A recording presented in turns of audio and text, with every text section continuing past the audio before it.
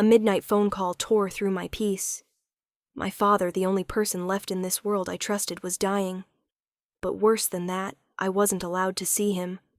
And that was only the beginning of the cruelest betrayal of my life. If you've ever felt pushed out of your own family, or sensed something was wrong, but couldn't find proof, stay with me.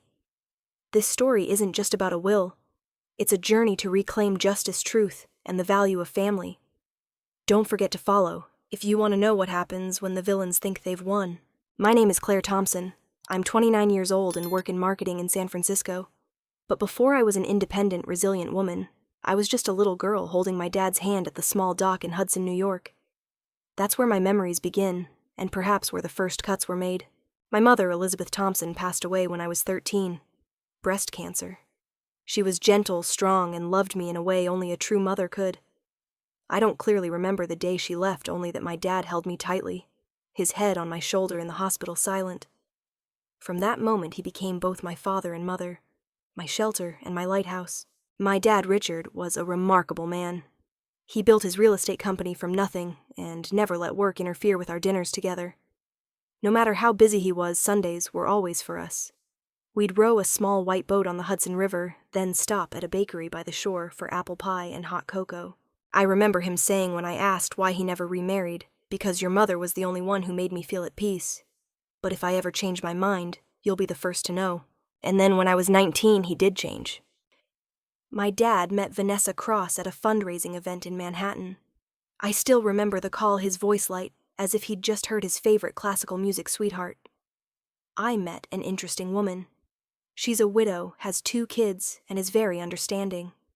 I think I'm ready to open my heart again. I laughed over the phone. I genuinely wanted him to be happy. But from the moment I met Vanessa, something in me felt uneasy. Maybe it was her smile, beautiful but unnatural. Or the cold look she gave me when Dad wasn't watching. Her 2 children, Ethan 13 and Chloe 11, followed her like programmed shadows, polite to an unsettling degree.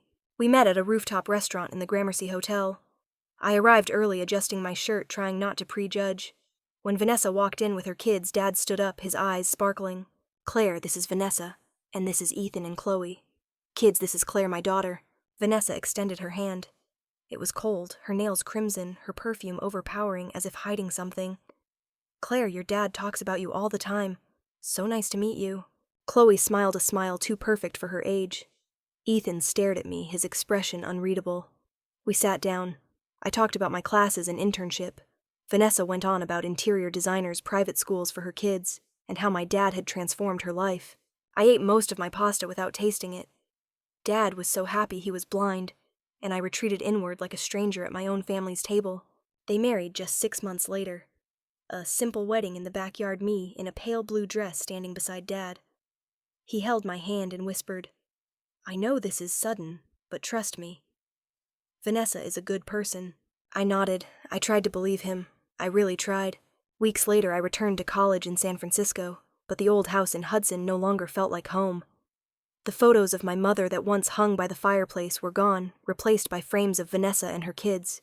Dad called less often. I texted sometimes unanswered. When I asked, he'd say Vanessa's reorganizing things. She's doing great. I tried to believe that too, but slowly I felt myself being pulled out of the family's orbit, like a guest in a strange new house, not the one I grew up in.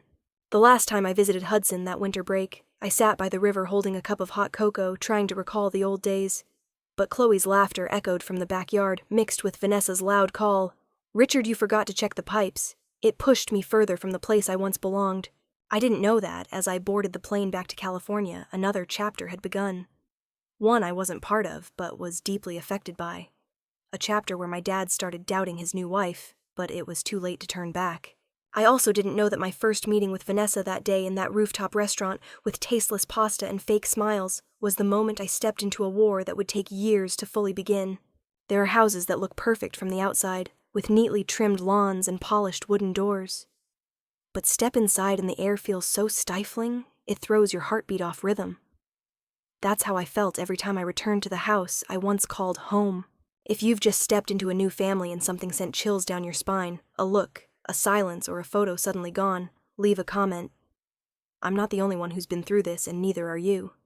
If this story resonates with you, follow along to join me on this journey. I returned to Hudson during my sophomore year spring break. The weather was colder than usual. Snow still blanketed the roof, but the Christmas wreath on the front window had been replaced by a Scandinavian-style cloud wreath.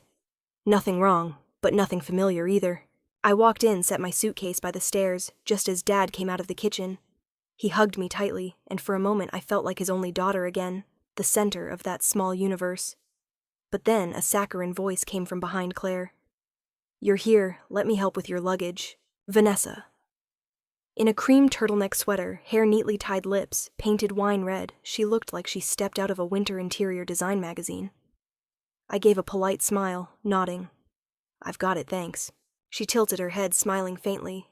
"Just call me Vanessa, no need to be so formal." Over the next few days I tried to fit in.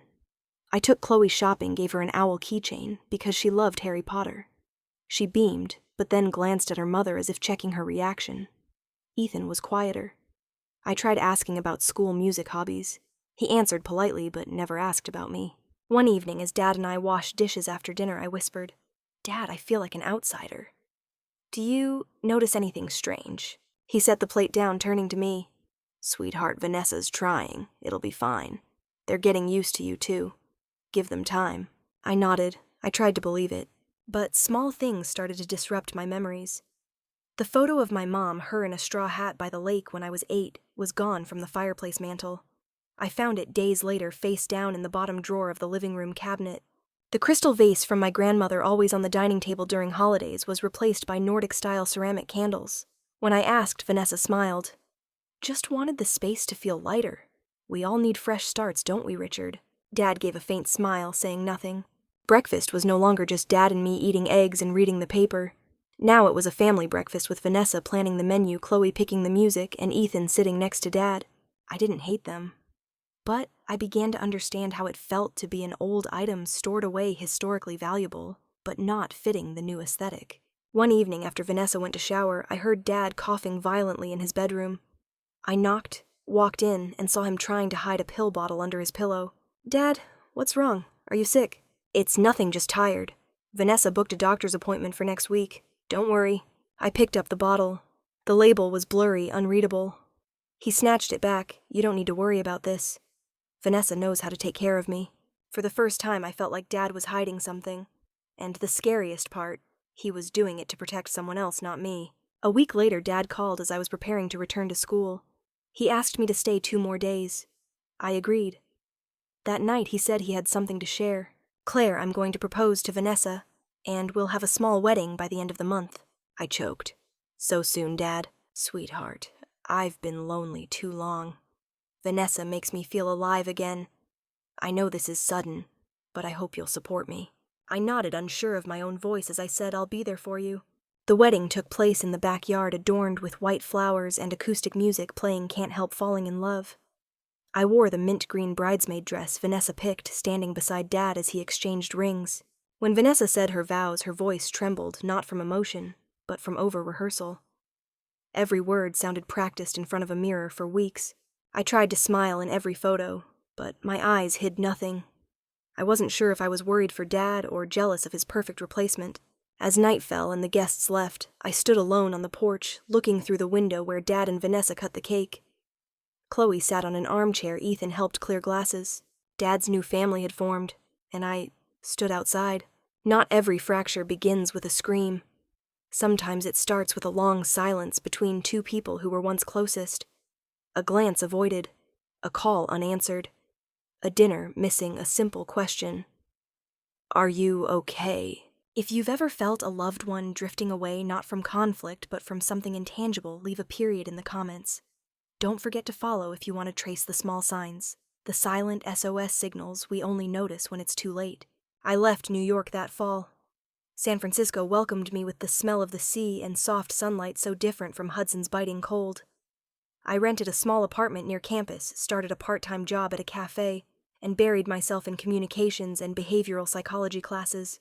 In those early days away, I called Dad often. Despite my packed schedule, I made time for at least 1 call each night.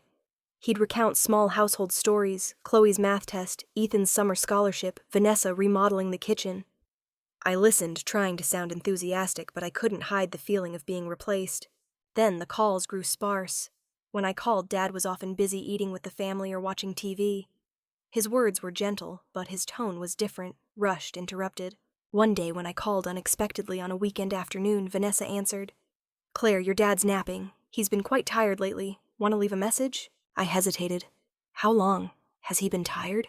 "Just a bit exhausted. Old age, you know." She hung up before I could ask more. I started noticing. Later calls were brief. Dad's voice, hoarser, often forgetting details he used to recall vividly. Once he called me Emily, my mother's name. I said nothing, just listened, as he laughed awkwardly and changed the subject. In my junior year spring, I decided to fly to Hudson unannounced. When I arrived, Vanessa couldn't hide her surprise. "Claire, you didn't say anything." "Wanted to surprise you," I smiled. Dad was on the sofa wrapped in a blanket, thinner than before, his eyes sunken. I sat beside him holding his hand. "Dad, I'm back." His eyes lit up, but his voice was weak. "Claire, my girl." During my stay, I tried to be closer to him, but I noticed things that weighed on me. His pills were in unmarked plastic containers, his meals always prepared by Vanessa, and never checked by me. When I offered to cook dinner, she gave a thin smile. "Claire, you've been away so long. You're not used to our tastes anymore." One afternoon, I saw Dad holding an old photo album. I sat beside him. "Do you miss Mom?" He nodded slowly. "Very much. But some things I shouldn't hold on to forever." I was about to ask more when Vanessa walked in with a smoothie. "Time for your medicine, Richard." She handed him the glass, then turned to me. "Can you grab a towel from the kitchen?" When I returned, he'd finished drinking. The glass was empty, his eyes dreamy. The last night before I returned to San Francisco, Dad called me into his old study. Vanessa was asleep, giving us rare privacy. He gripped my hand tightly. "Claire, if something happens to me, find Eleanor." I frowned. "Eleanor, your assistant." "Yes, she's holding some important things." "I left." He trailed off, his gaze drifting to the window. "Left what, Dad?" "You'll know. When you need to." He gave a sad smile. "You're so much like your mother. Her spirit, her eyes." I nodded, hiding tears. "I'll come back soon. Next time we'll walk by the lake, okay?" "Yes," he whispered. "I'm looking forward to it." I flew back to San Francisco with a strange premonition. I called more often, but Vanessa usually answered. "Your dad's sleeping. He just took his meds. He's tired today." When I asked to speak directly, she hesitated. "Claire, he needs rest. Your worrying stresses him out." One day I called Eleanor at her office number, but was told she was on leave. That's when I felt all my allies were being slowly pulled out of my life. Have you ever felt like you're standing outside a door hearing your family inside but no longer have the key to enter? That was me. Cold, helpless, and starting to feel afraid. But I didn't know that Dad's words that night, "Find Eleanor," would become the only key to unlocking a horrifying truth. The most painful thing isn't death. It's being denied the right to say goodbye. When the person you love most leaves, teen leaves, and you only learn of it through a cold voice on a distant call. If you've lost someone without a final word, I hope you know that feeling isn't yours alone. Leave a heart emoji if you understand what I mean. And if you want to join me on this journey to see how I reclaimed my voice for myself and my father, follow along. Because what's coming will change everything. I was in the middle of a quarterly marketing campaign when my phone buzzed. An unknown number. I almost declined, but something urged me to answer. "Claire Thompson." "Yes, I'm listening." "This is Mason. Mom told me to call. Your dad's at Boston General Hospital." My heart dropped. "What, is he okay?" "I don't know. Mom just said to call you. Boston General." Then he hung up. 3 hours later, I was on a red-eye flight to Boston. With just a small carry-on, my heart pounding like a drum, my mind replayed countless scenarios: stroke, heart attack, even death. I arrived at the hospital at 7 a.m., rushing to the front desk. "Richard Thompson. I'm his daughter." The receptionist checked and pointed to the 4th floor cardiology. I entered the elevator, my fingers trembling as I pressed the button. The doors opened. I saw Vanessa. She stood in the hallway in a black velvet dress, hair neatly tied, her face wrinkle-free. Chloe and Ethan sat on chairs behind her. "Claire." She approached, her voice falsely gentle. "You didn't need to come. Your dad needs rest." "He's my father," I snapped. "Yes, and the doctors only allow immediate family. Those living with the patient." I stepped forward, I'll talk to the doctor. I have the right to see him. Vanessa stepped back, her smile cold. I'm his legal medical guardian, and he doesn't want to see anyone but his current family. I went to the nurse's station stating my identity. The nurse glanced nervously at Vanessa, then called the doctor on duty. Minutes later, a doctor approached. Ms. Thompson, your father is sedated. His condition is stable but serious. But we've been instructed by his medical guardian that he doesn't want to see anyone outside his household. That's impossible, I protested. He'd never say that. I understand your feelings, but we must comply. When I refused to leave, they called security. I was escorted from the floor, tears streaming from frustration. I was right there, but I couldn't touch his hand, couldn't hear his voice one last time. I waited 3 days. In the lobby, the parking lot, the hallways. I tried different doctors, different shifts, but no one dared defy Vanessa's orders. On the 4th morning, dozing in the cafeteria, a nurse named Rachel gently shook me awake. You're Richard Thompson's daughter, right? I nodded. Are you caring for him? She glanced around. I shouldn't say this, but he's still conscious. And he asked for you yesterday when he was lucid. I burst into tears. Please, I just need a few minutes.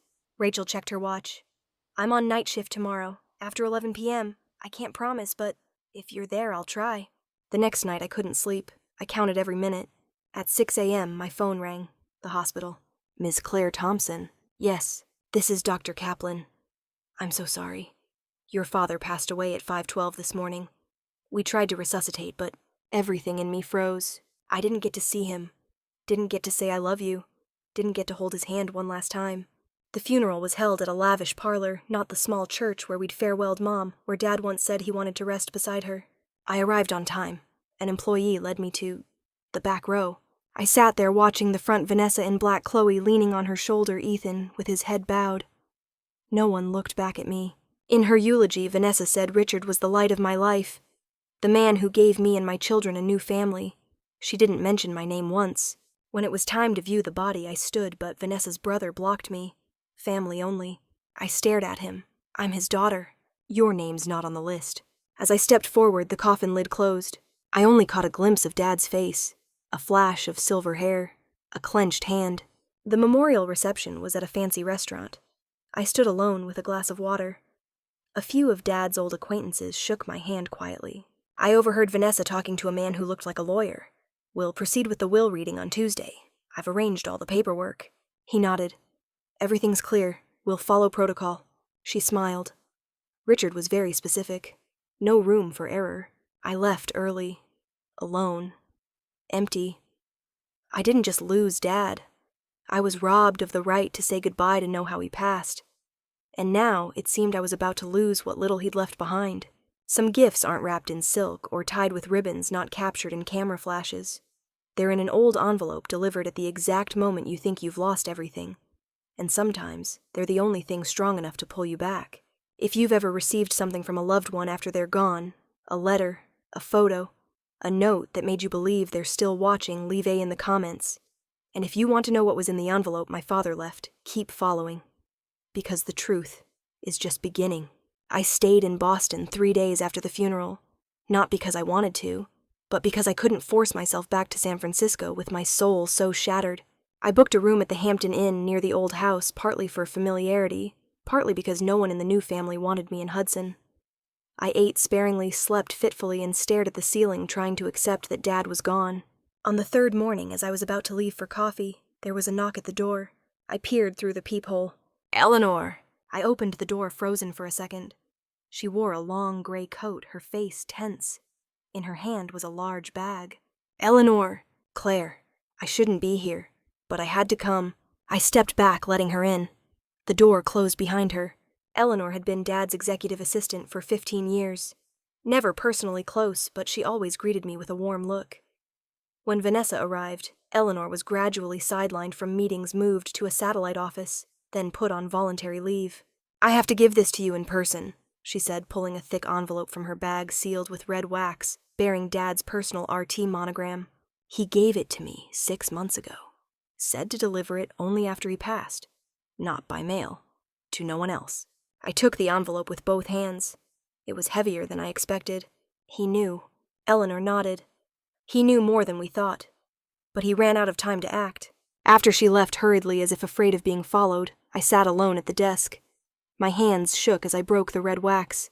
Inside were 3 things: a handwritten letter on Richard A. Thompson letterhead, a set of notarized legal documents from Harrington and Cole, a small key taped to a handwritten note, First National Bank, Box 718.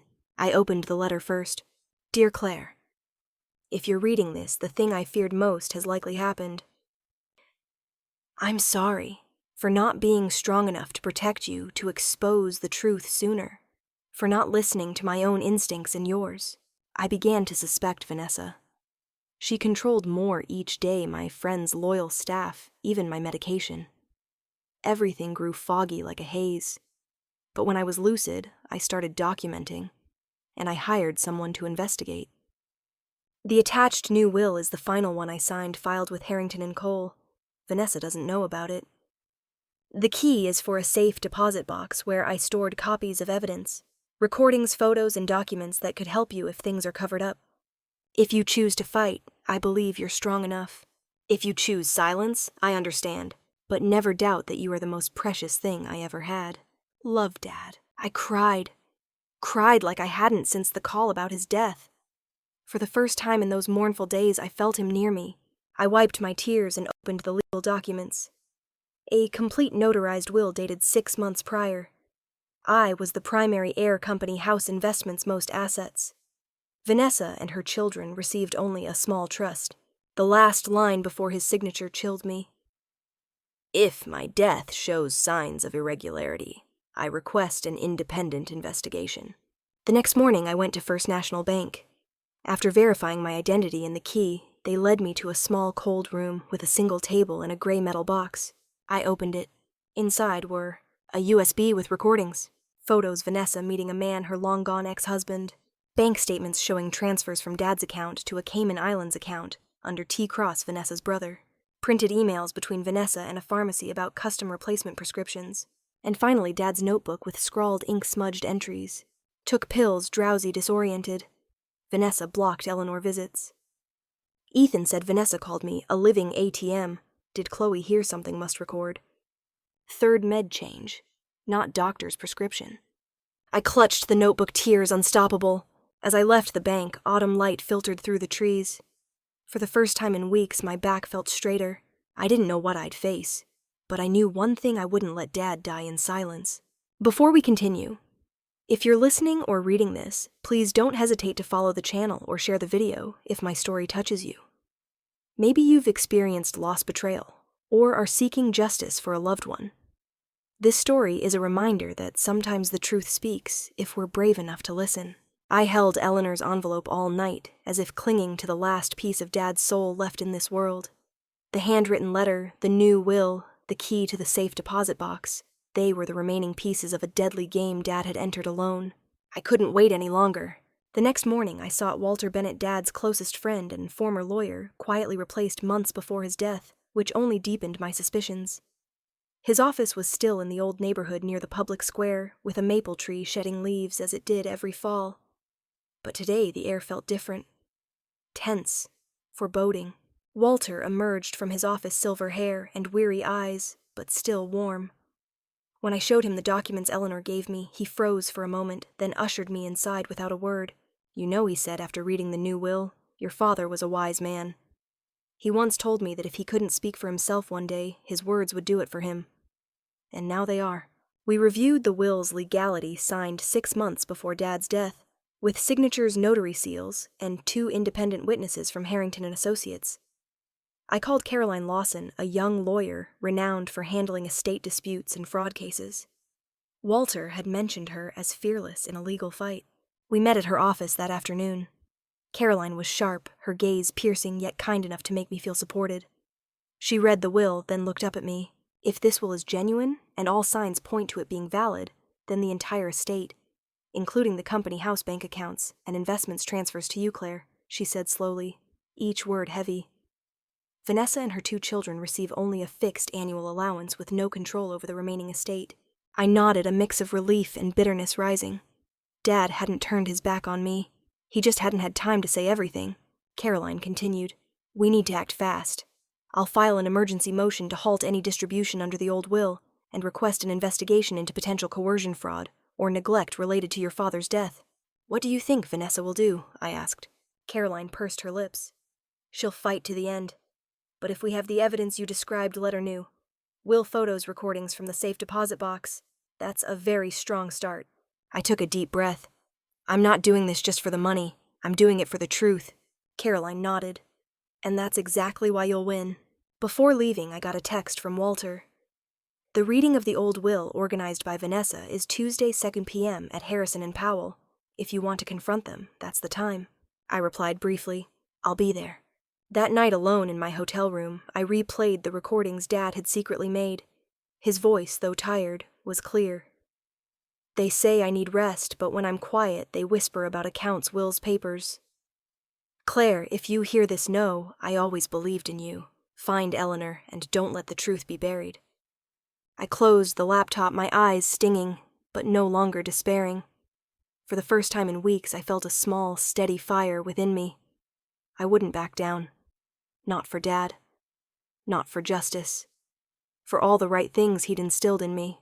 We often think legal battles are about courts and files.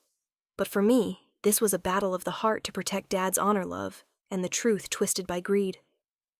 If you've seen your family torn apart by money, power, or lies, you might understand a fraction of what I'm going through. If you're still following this story, I hope you'll stay, because in the next chapter I'll take you to the will reading where the first true face will start to emerge. Before we go on, if you are following my journey, Claire's, please hit follow and share this story.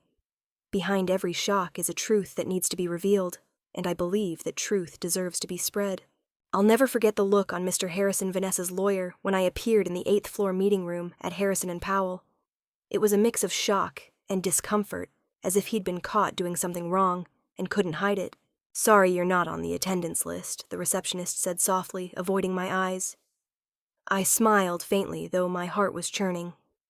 I'm Claire Thompson, Richard Thompson's legal and biological daughter. I'm here at the personal invitation of lawyer Walter Bennett. A tense minute of silence.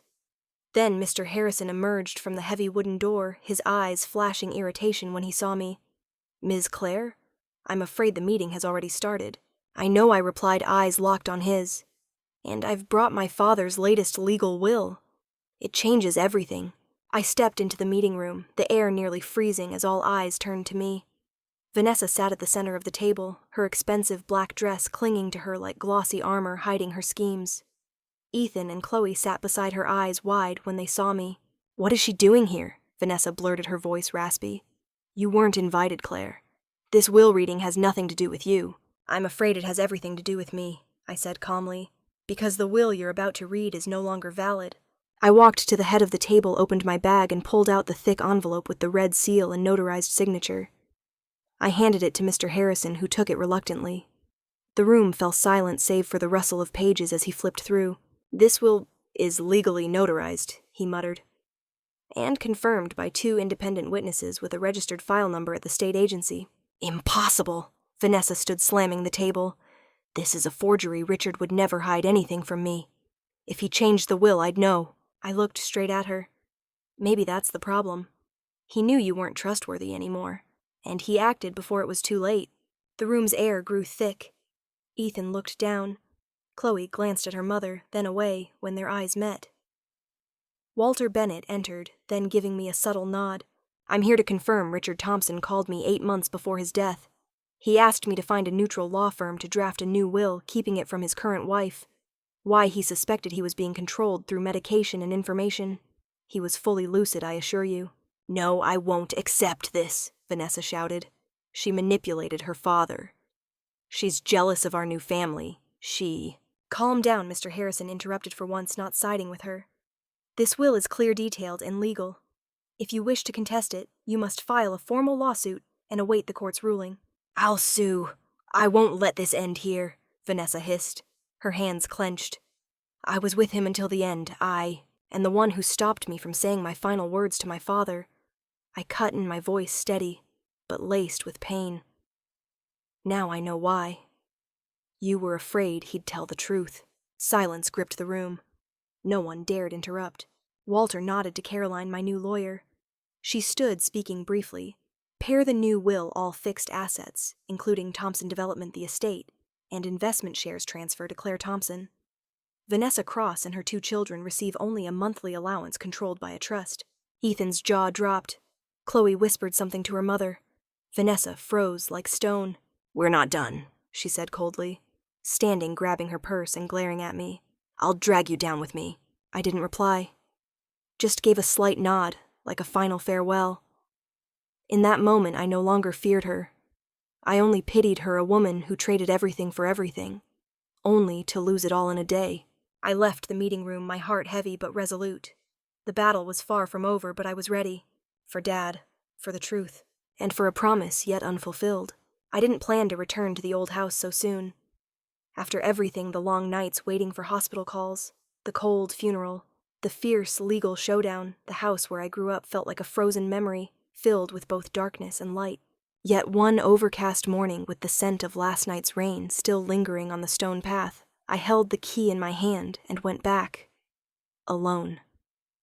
Not because I had no one, but because I needed to face the past in silence.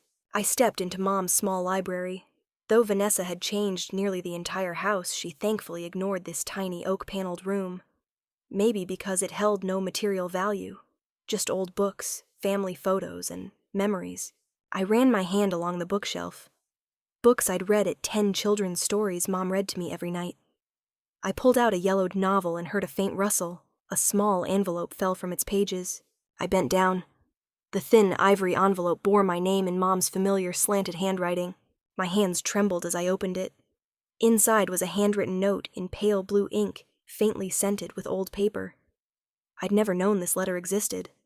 Perhaps Mom wrote it in her final days, knowing her time was short. Dear Claire, if you're reading this, you're old enough to understand that sometimes those we love most can hurt us the most.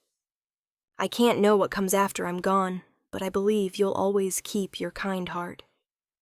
Life can be cruel, Claire. Some wounds never fully heal, but that doesn't mean you must close your heart. You'll meet people who disappoint you, hurt you, sometimes even family, but don't let them turn you into someone you don't want to be.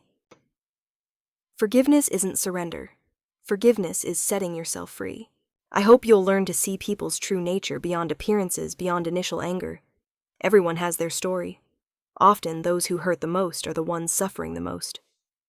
You are my light. With all my love, Mom. I couldn't hold back tears. For years, I'd preserved Mom's image like a gem in a glass case, beautiful, perfect, flawless. But now she emerged from those words as a real woman, brave, insightful, and deeply forgiving. I sat for hours in the library rereading her letter. Her words pierced the dark walls I'd built to protect myself after Dad's death. I thought of Ethan and Chloe, the kids now teens I'd once resented seen as enemies. But honestly, I'd never truly talked to them, never given them a chance. Was I like Vanessa judging controlling building walls between those who should have been family? I recalled Ethan handing Dad a pill bottle in the hospital, his eyes seeming to want to say something, but holding back. I remembered Chloe trying to chat, only to be brushed off or answered curtly by me. Maybe they were just kids caught in a world adults created, a world Dad and Mom didn't want me trapped in forever. That evening, I sent Ethan my first message in years. If you want to meet, I'm here. Minutes later, 3 dots appeared, then a short reply. I want to meet you too. I smiled. I wasn't ready to fully forgive Vanessa, and maybe never would be, but I was ready to take a small step toward those once on the other side. That's what Mom taught me, not through her living words, but through her heart in a letter waiting 10 years for me. I left the library that night with a lighter heart. The sky outside had cleared. The moon peeked through clouds like a whisper from the departed. You're on the right path. But peace didn't last. The next morning, I received an anonymous email with a photo of me and Caroline entering the lawyer's office and a single line, "Play with fire and you'll get burned." I knew the war was far from over. If you followed me this far, please hit follow or leave a message I read, and cherish every emotion you share. Because this journey isn't just mine. It's for anyone hurt by what should feel safest family. I never imagined I'd sit drinking hot cocoa with Ethan and Chloe in the old house's living room, a place once heavy with suspicion and cold rifts. But after Mom's letter, those loving, slanted words, I knew it was time to change something. Not because I'd fully forgiven, but because I didn't want to be trapped forever in the cycle of hate Vanessa created. I invited them over one Saturday afternoon. The sky was overcast, the wind tossing red autumn leaves onto the porch. Ethan arrived first, taller than me now, hair longer, eyes tinged with unease. "Thanks for coming." I smiled, keeping my voice calm as I welcomed him. Chloe came later wearing an old hoodie, no makeup, no cold stare. We sat around the round table, the wooden chairs creaking familiarly, a sound I'd hated as a child. I spoke first. No long-windedness, no blame. Dad once told me, if anything happened to find Eleanor. And you know I found more than I expected. Ethan nodded slowly. Chloe looked down. I told them about the real Will, how Dad quietly prepared to protect me and them from their mother's manipulative spiral. I hid nothing. I didn't sugarcoat the pain. But I no longer let anger rule my heart. When I paused, silence blanketed the room like thick smoke. Ethan broke it first. "I saw Mom swap Dad's pill bottle a few times. When I asked, she said, the old doctor prescribed wrong. But he got weaker. I found a bottle with a different name, but she took it away." I squeezed his hand lightly. "You were brave. That was important." Chloe wiped a tear quickly. Her voice trembled. "I thought you hated me. But Dad, he always mentioned you. When I messed up, he'd say, 'Be like Claire, she knows responsibility.'" I laughed, a small, warm laugh. For the first time in years, I didn't feel alone. We sat longer. I told them about my mom Elizabeth, the woman who taught me to love and forgive even when she bore the greatest losses. Before they left, I handed them a set of documents. I had a lawyer set up a scholarship fund in your names. Not charity, but a chance to stand on your own without depending on your mom. Both looked stunned, then Ethan whispered as if afraid I'd hear thanks. "Big sister."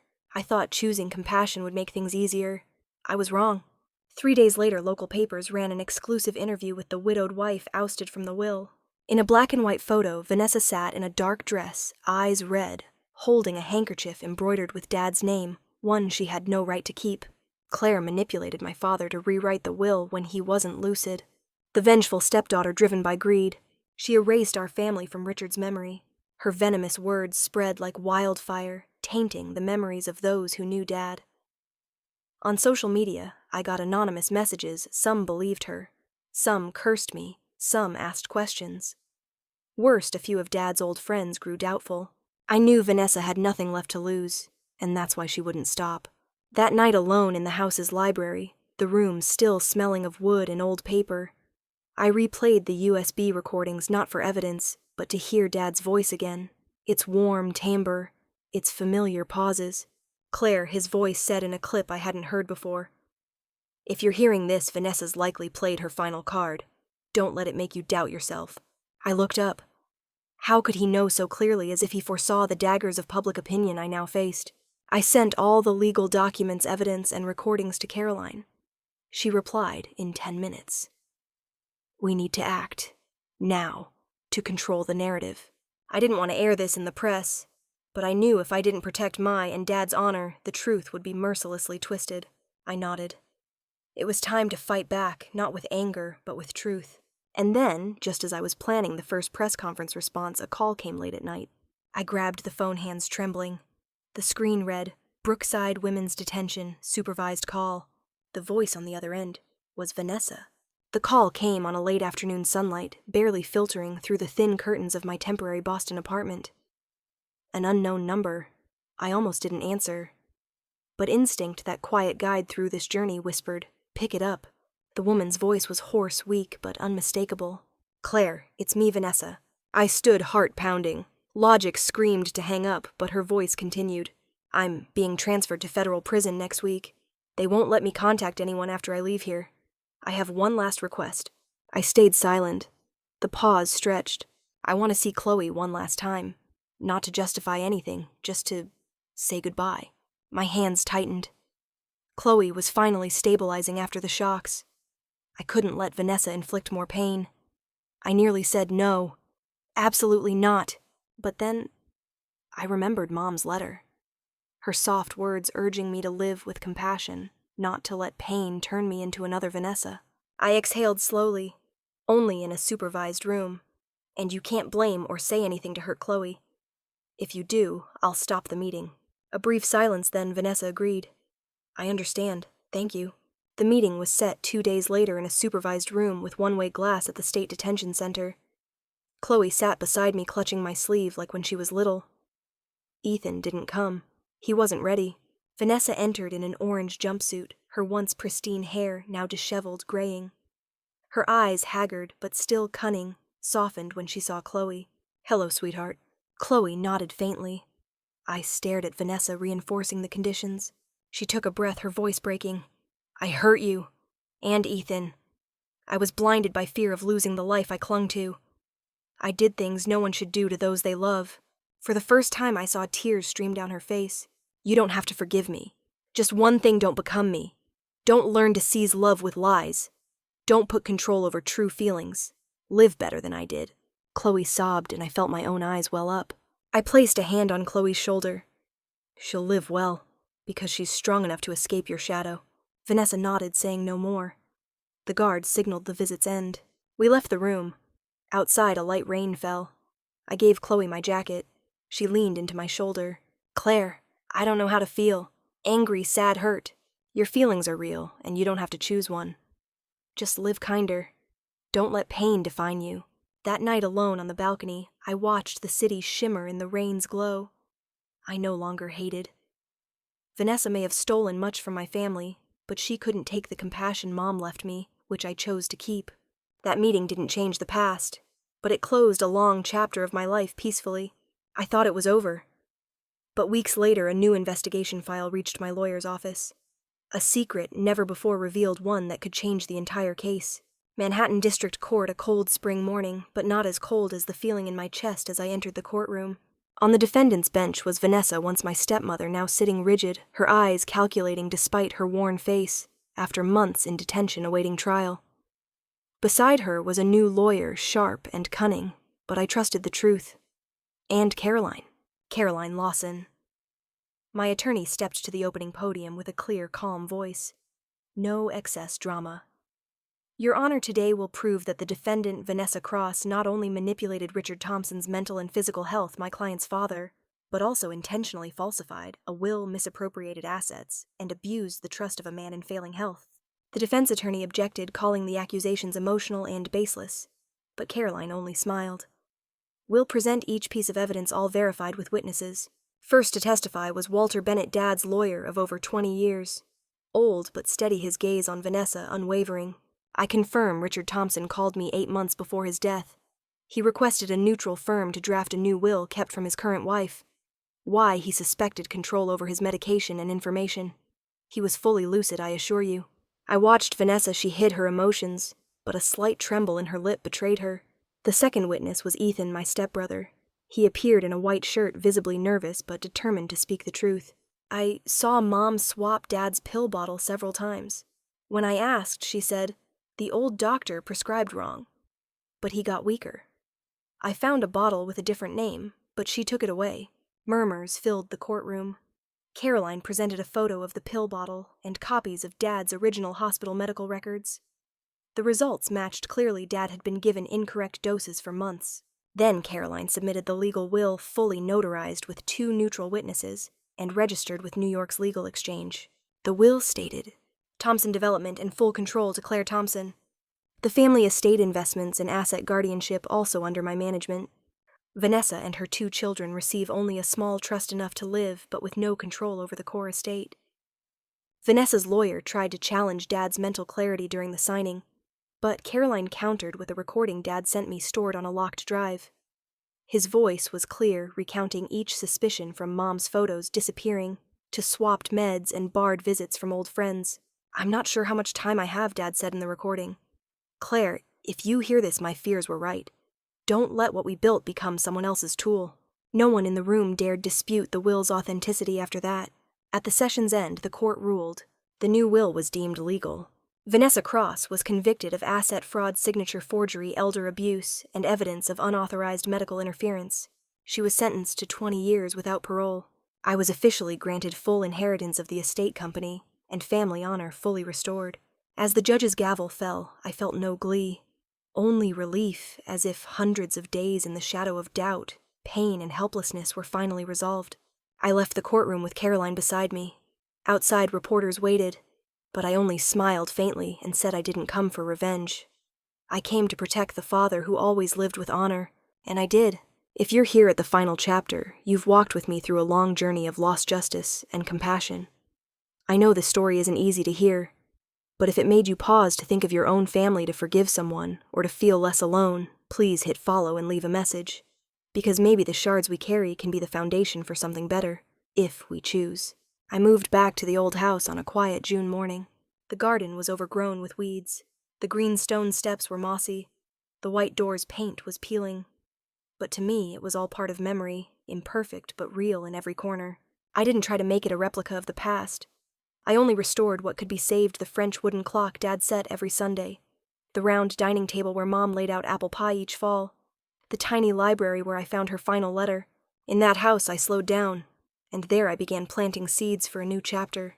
I founded a nonprofit in my parents' names, Elizabeth and Richard Foundation, to fund scholarships and mental health support for children who lost parents to illness or sudden tragedy.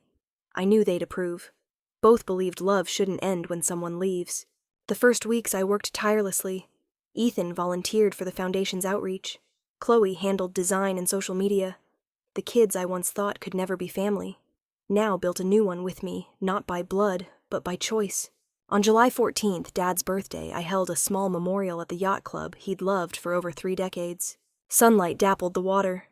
White boats rested quietly as if waiting for something sacred. Dad's old friends came in droves, business partners, college buddies, even a security guard from an old site. Each brought a story, a memory, a piece of Dad in their hearts. One told how Dad gave his entire Christmas bonus to a struggling employee. Another shared how he always asked, "How's my daughter?" before shaking hands with partners. As I stepped up to speak, a gentle breeze lifted my hair like a caress. My father wasn't perfect, but he lived fully. And he left me the most precious thing a name tied to honor, one that can't be bought or stolen. I didn't cry. I just felt warm. That evening, after everyone left, I visited the small cemetery at the pine grove's edge where Dad rested beside Mom. I sat, placing 2 white daisies on the stone. "Dad?" I whispered. I read everything. Your letter, the attic journal. I know you feared I'd choose a bitter path like Vanessa. But I didn't. I breathed deeply, eyes on the summer sky. Your real will wasn't in a safe. It was in every word you taught, every small act. Integrity, kindness, and never bowing to wrong. I bowed my head, whispering as I had so often in my mind. I kept my promise, and for the first time I felt at peace. Thank you for hearing my story. If you've been through something similar, share it. Or just hit follow to join me for new journeys. Because life always has more chapters, if we're brave enough to write them. This story isn't just a chain of lost betrayal or legal battles. It's a journey to reclaim truth, honor, and deeper still, to learn to forgive, let go, and love again. I learned that no one passes through pain without scars, but no one truly heals without facing it and opening their heart. Family isn't always a warm haven, but sometimes from the wreckage, we build true bonds through choice, compassion, and forgiveness. If this story touched you, leave a comment, share your experience, or simply follow the channel. Because I believe every life is a book, and the bravest pages often start with what we thought we couldn't overcome. Thank you for listening. This story is mine, but it could be yours too.